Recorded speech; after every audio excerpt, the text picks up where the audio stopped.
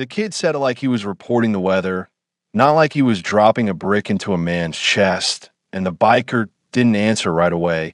He just looked at him and then at his own phone like it had betrayed him. Your wife never made it to work, the runaway said again, softer this time, and the biker, people called him Rafe, nobody used his full name unless it was paperwork or police, pressed the side button and turned the phone off, not out of anger, but like he was sealing something inside it. Before we continue, make sure to subscribe and tell us in the comments where you're watching from. The garage still smelled like oil and old rain. The other bikes lined up quiet like they were listening, and nobody spoke because they all saw the same thing at once, which was that Rafe wasn't surprised enough, and that meant something had already gone wrong before the boy ever opened his mouth. He crouched a little so he was eye level with the kid, not gentle, not rough, just steady. Start from when you saw her, he said. The boy scratched his neck, dirt under his nails, voice thin. I didn't see her. I saw the car. Same when you dropped her in yesterday. Door open, engine cold, parking lot behind the clinic. There was a man sitting on the hood, smoking like he owned it. He asked me if I knew you. Someone behind Rafe shifted boots on concrete. That was Ludo, heavy shoulders, always breathing through his nose like he smelled trouble before it came. And you told him what? Ludo asked. The kid shrugged. I said maybe. He said tell the biker his phone shouldn't be off today. Silence again, thicker now. Rafe's jaw moved once. Yesterday he'd made a small decision. The kind leaders tell themselves is nothing. The kind that doesn't get discussed in meetings. He'd left his phone off for 3 hours while they moved a shipment that wasn't exactly legal, but wasn't supposed to be dangerous either. And he'd told himself he deserved the quiet because last time he'd answered during a run, distraction had cost a man 2 fingers and half his grip. That was the old failure, the one nobody mentioned, but everyone steered around like a pothole. So yesterday, he'd chosen silence. Cause. Now, effect was standing barefoot in front of him. You talked to anyone else? Rafe asked. The kid shook his head. Just you. Like he said, what's your name? Mika. Rafe nodded once like he was accepting a package. Behind him, someone muttered, could be a bluff. That was Sarah, leaning on a workbench, grease on her wrist, eyes sharp enough to cut wire. She handled the club's books and its lies, and she didn't trust messages delivered by strangers. Rafe stood up slow. If it was a bluff, he want me nervous, not informed. He looked at Ludo. Truck cameras still down. Ludo nodded. Since Tuesday, another small decision. They hadn't rushed to fix them because nothing had happened Tuesday or Wednesday or Thursday. Rafe rubbed his thumb along his knuckles. His wife Mara wasn't fragile. Never had been. She'd married into noise and engines and men who spoke in half sentences. But she also knew patterns, and she never left her car door open. Who else knows she's my wife? Rafe asked.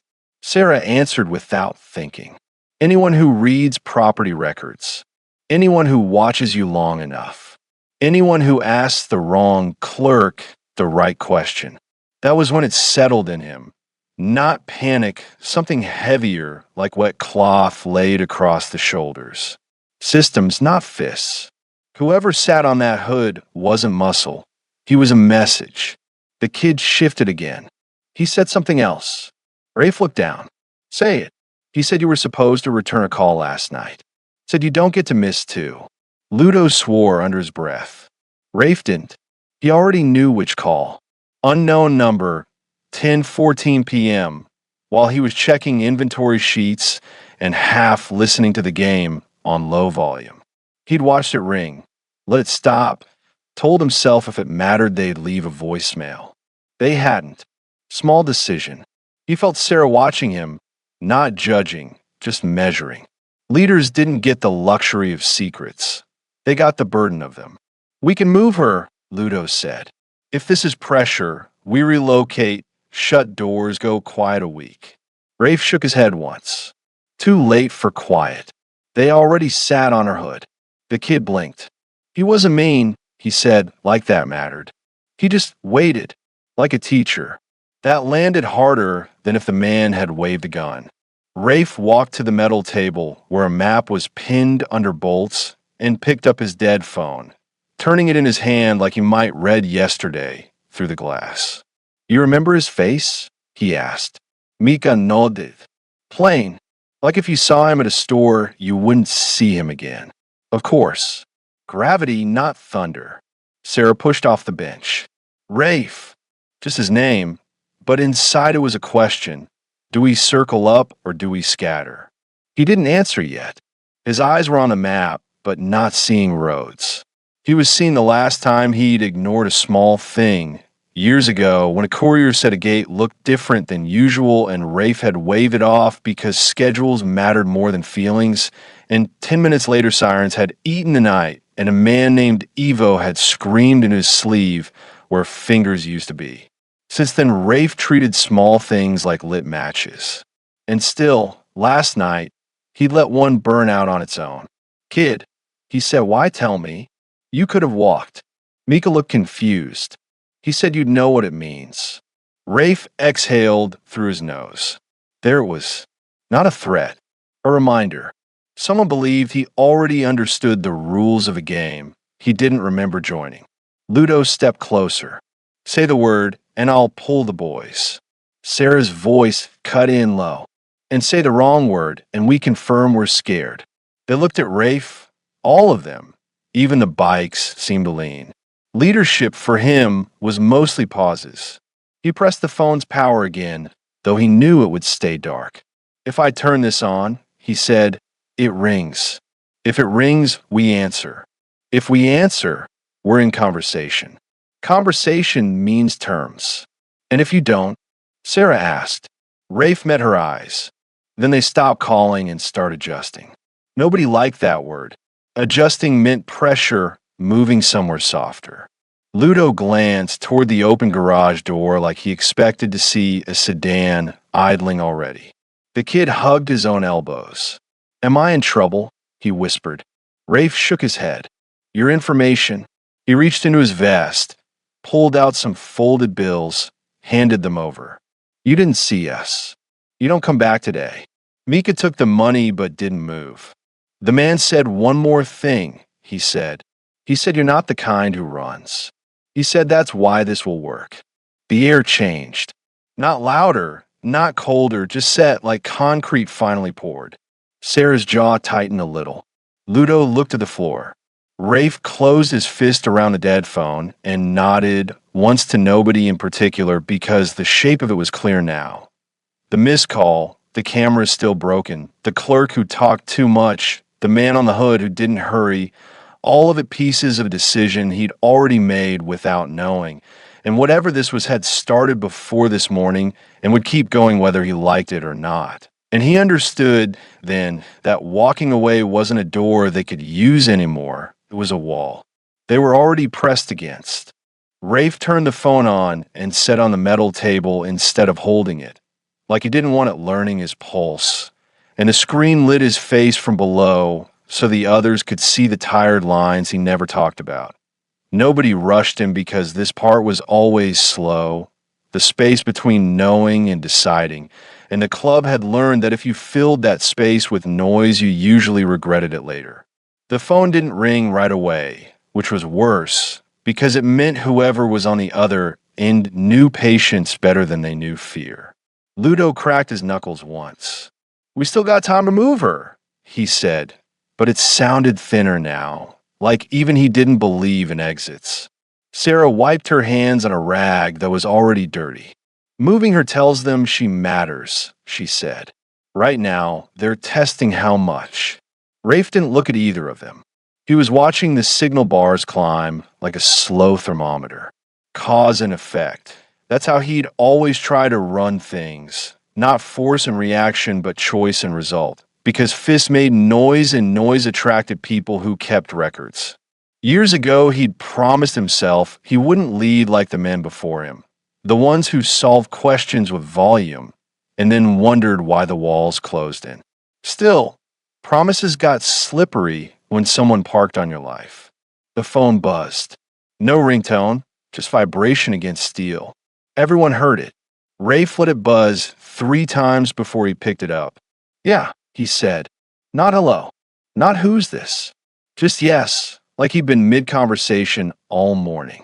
The voice on the other end sounded ordinary, mid-range, the kind you forget while it's still talking.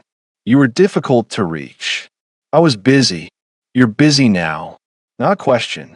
Rafe leaned his hip against the table. You sat on my wife's car. I sat on a car. Your wife is a conclusion you reached. Sarah's eyes flicked up at that. She liked sentences that told on themselves. Rafe said nothing. Silence made people explain. The voice continued, calm as paperwork. We need a correction, Rafe.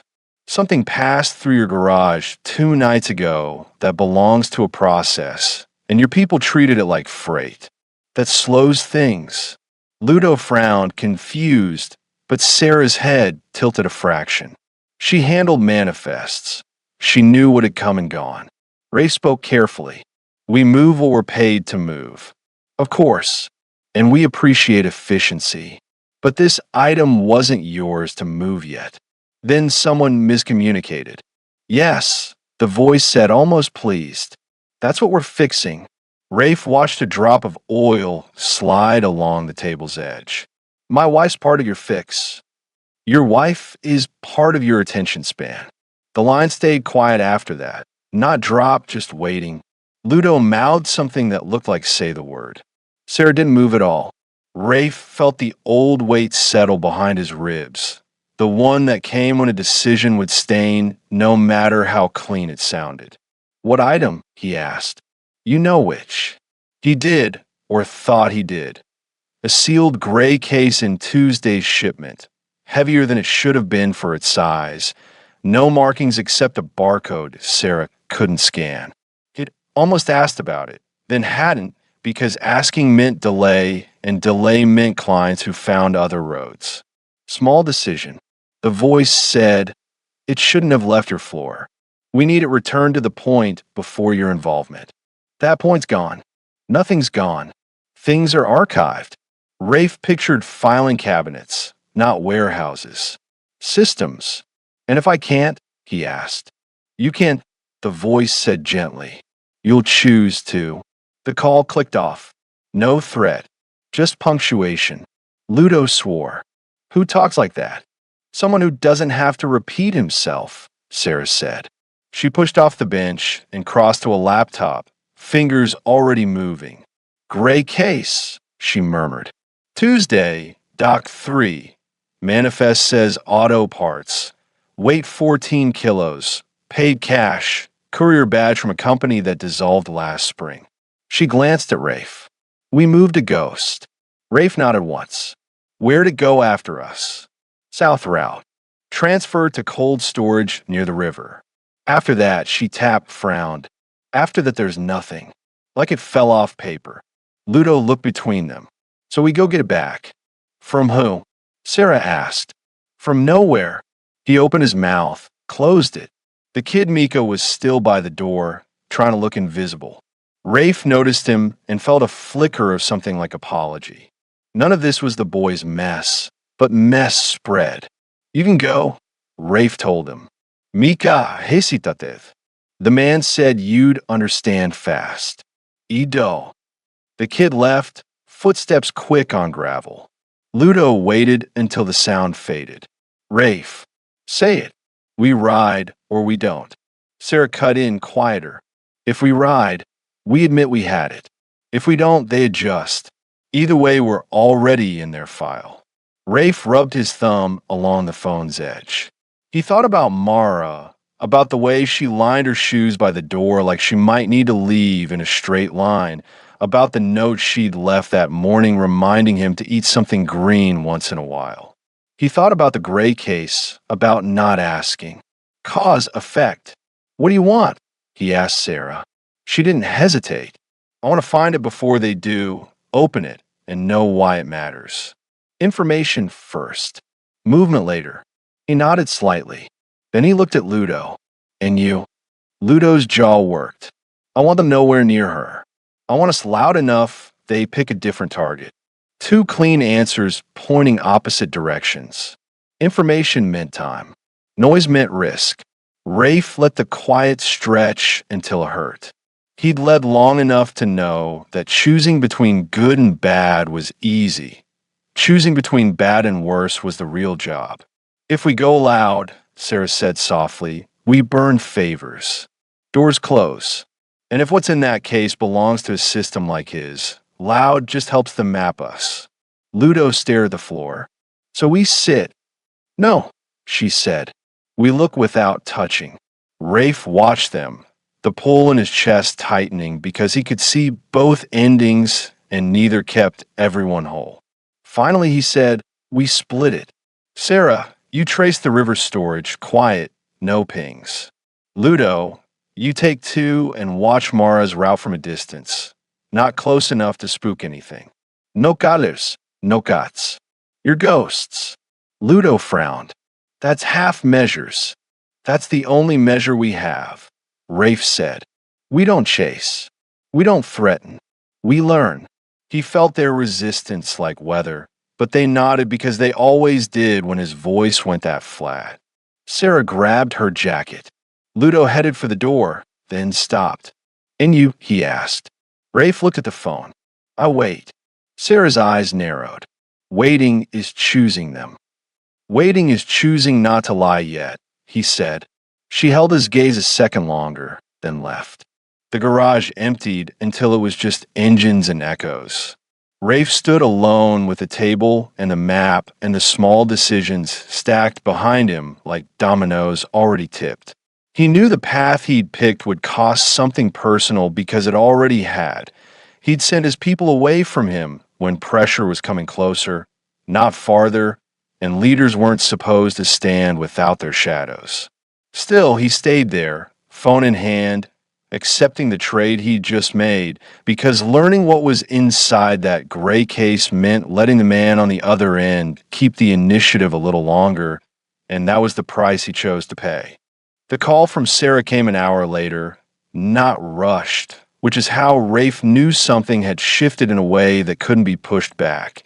And when he answered, she didn't say hello. She said, it's not a storage unit. And he could hear wine moving past her phone like she was standing somewhere open, exposed. It's a records facility, private, sealed contracts, legal archives. That kind of clean place where dust isn't allowed to settle because paper is more valuable than people. And Rafe closed his eyes once because that meant the gray case hadn't been cargo at all. It had been evidence that didn't know was evidence yet. You see it? He asked. No, she said, but I see the intake log through a cracked office window, and our case number's there with a red circle like someone already flagged it before we even touched it. He leaned his shoulder against the wall, concrete cool through his shirt. Anyone else around? Guard in a booth. One car in the lot. Engine warm. She paused. Rafe, this place isn't for storage. It's for leverage. That word stayed between them a second. Leverage meant whoever owned that system didn't break doors. They tilted floors. Stay there, he said. Don't move yet. I wasn't planning to, she answered, and he could hear the part she didn't say, which was unless you tell me to. He hung up and looked across the garage where Ludo should have been leaning against a bike, arms folded, but the space was empty because Rafe had sent him away. And for the first time since morning, the leader felt the edge of doubt slide under his ribs, thin and precise. Cause and effect. He'd chosen information over noise. Effect was distance. The second call came before he could move, this one from Ludo, breath tight. She didn't go to work because she never left the block, Ludo said. Car's back. Same spot as this morning. Door closed now. Rafe straightened. You see her. No, street sound in the background. A dog barking somewhere far. Neighbor says she stepped out around 9, talked to a man by the curb, then went back inside. Curtains closed after that. Nobody's seen her since. Rafe swallowed once. You knock. You told me distance. not accusing, just fact. That was loyalty in its hardest form, obeying even when you wanted to disobey. Rafe pressed his thumb against the bridge of his nose. Anyone else watching? If they are, they're better than me. A car passed near Ludo, tires hissing. Rafe, say it. He meant tell me to go in. Tell me to break the rule. Rafe didn't answer right away because he could feel the whole structure balancing on that word. If Ludo approached, whoever was applying pressure would know the message landed. If he didn't, Mara stayed alone with whatever sat behind her door. Decision. Consequence. He thought about her laugh, low and quick, the way she never asked about club business, but always knew when it went bad because he breathed different. He said, hold position. Silence on the line, not empty, just tight. Copy, Ludo said, and Rafe heard the disappointment get folded and put away. He ended the call and stood still long enough for the garage clock to click twice. Then the third call came, unknown number again. He answered. You're learning, the ordinary voice said. Rafe didn't bother asking how he knew about Ludo. You circled our case, Rafe said. Why? Because it's delicate, and because I wanted to see whether you'd notice. I noticed. Yes, you did. A faint sound like pages turning. Inside that case is a set of documents scheduled to be entered into a civil filing next week. Property transfers, shell companies, names that prefer not to be read aloud. When your crew moved it early, you shifted a timeline. Timelines matter. Rafe watched a drop of sweat slide down his wrist. You could have picked it up yourselves. We could have, the voice agreed. But then we wouldn't know how you behave with something you don't understand. Rafe's jaw tightened. Where's my wife? Safe, the voice said, and it sounded true, which was worse than if it sounded false. She's having tea.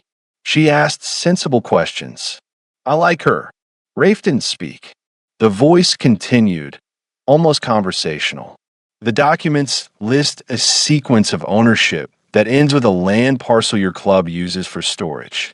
Legally, it suggests you acquired it through a chain tied to a fraud investigation. We both know you didn't draft those papers. But paper is persuasive. Rafe felt the floor tilt a degree. So you plant them, file them, and we spend years proving air is air. Exactly. Unless the case returns to the point before your involvement, where it belongs, and the timeline corrects itself. You're framing us to make us cooperate. I'm offering you the chance to remain ordinary, the voice said. Ordinary men with motorcycles. I find that image comforting. Rafe stared at the map without seeing it. And if I bring it back, then your wife finishes her tea and forgets she met me. The line stayed open. Rafe could hear breathing, patient, like a doctor waiting for consent. Across town, Sarah was watching a building that held proof of a lie not yet told. Down the street, Ludo was staring at a house he'd been ordered not to enter. And inside that house was Mara, who hadn't called because she trusted him to understand silence. Loyalty, Rafe thought, wasn't who'd bleed for you. It was who'd wait. He spoke slowly. The case is in a facility now. Not with us. Yes, the voice said. That's why this is your moment. You want me to take it. I want you to decide. Rafe almost laughed, but nothing came out. Cause. Effect. If he took it, he proved they could steer him. If he didn't, paper would erase them cleaner than bullets. He thought about the old failure, the man with half a hand, the sound of sirens that never quite left his sleep. He thought about Ludo obeying when he wanted to run, about Sarah waiting for permission she didn't need, about Mara pouring tea for a stranger who spoke like filing cabinets. If I do this, Rafe said, we're done after. No more calls. If you do this, the voice corrected gently, we won't need calls. That was the truest thing said all day. Rafe nodded to himself. All right, he said. I'll bring it back. He heard Sarah's whine through memory, Ludo's tight breath, Mara's quiet kitchen. Regret arrived early, right on time. He ended the call and didn't move for a long second because he knew the shape of what he'd just agreed to. He was about to steal evidence that could clear his club just to keep it from being used, and that meant choosing a lie that would live longer than the truth. And even before he pushed off the wall and reached for his keys, he understood this was the decision he'd carry after everything else was finished. Rafe didn't call the others back right away after he made the choice. Not because he doubted it, but because saying it out loud would make it real in a way thinking never did.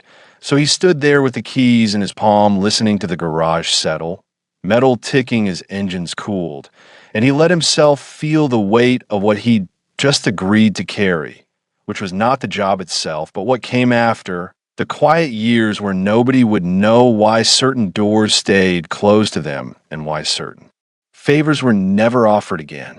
When he finally called Sarah, he said only, "I'm coming." And she didn't ask why because she already understood that tone, the one that meant the line had been crossed somewhere inside him.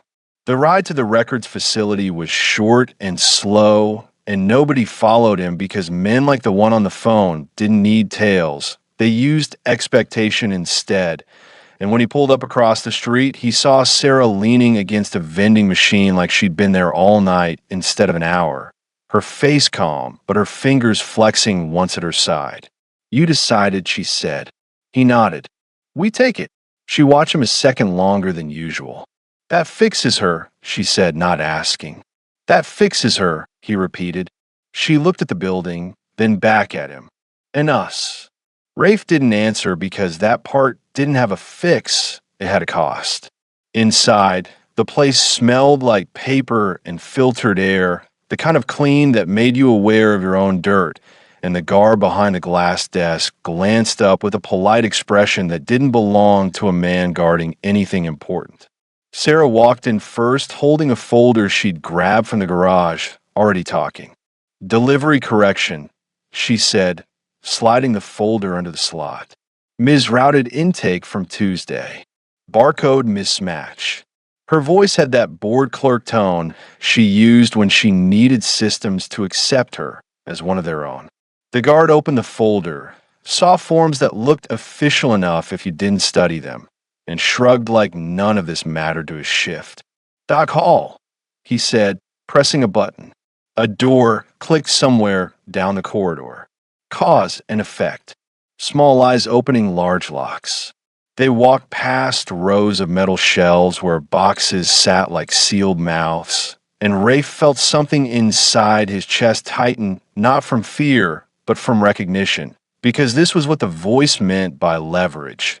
Rooms full of futures waiting to be decided by whoever held the right page.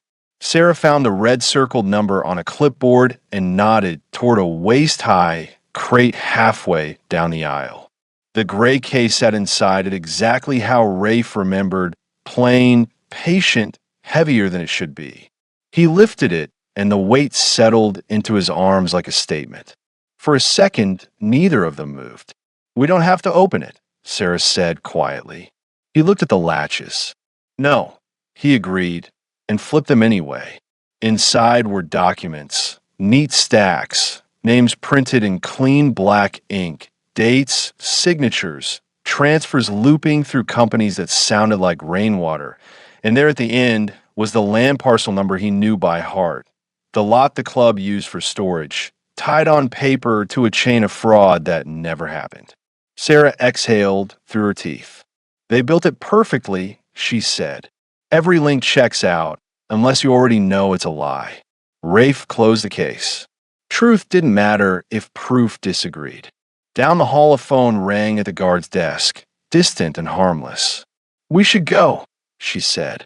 They carried it out the same way they'd come, footsteps steady, faces forgettable, and when they reached the bikes, Sarah watched him strap the case down. "You give them this," she said. "We stay clean on paper, but dirty in fact. They'll always know we bent." "They already know," Rafe said. She nodded once, accepting that. "Ludo?" she asked. Still watching, Rafe said. "Good," she replied, but her eyes said she wished he'd said different.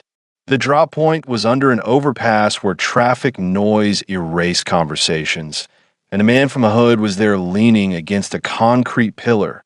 Same plain face, same cigarette, like he'd been waiting his whole life for this exact minute. Rafe parked, unstrapped the case, walked it over. The man didn't reach for it yet. "You're prompt," he said. Rafe held a handle. "She goes home first." The man considered that, then nodded once and took out his phone, tapped, waited. Somewhere a call connected. He said, "You can let her finish her tea," and hung up. Only then did he take the case. "No sreds. No thanks. Just transaction. You'll find," he said mildly, "that ordinary days are underrated." Rafe looked at him. "You'll find," he answered, "that ordinary men remember." The man smiled a little, not amused, just acknowledging a fact, and walked away carrying the future like a briefcase. Rafe stood there until the footsteps faded into traffic, then went back to his bike. Sarah didn't speak on the ride back. When they reached the neighborhood, Ludo was still across from the house, arms folded, eyes fixed. He looked at Rafe, question already dying because Mara's front door was opening.